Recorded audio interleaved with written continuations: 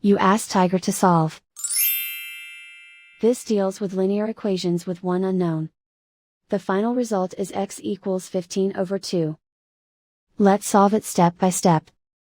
Simplify the expression. Expand the parentheses. Multiply the coefficients.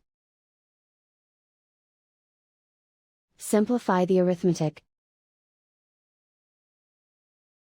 Expand the parentheses. Multiply the coefficients.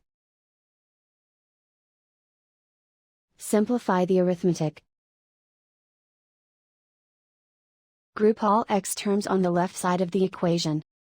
Add 18x to both sides. Group like terms. Simplify the arithmetic.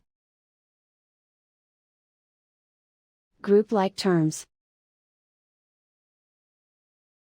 Simplify the arithmetic. Group all constants on the right side of the equation.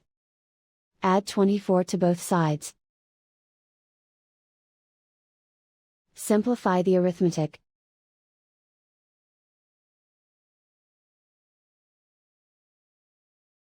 Isolate the x. Divide both sides by 2. Simplify the fraction. And so the final result is x equals 15/2.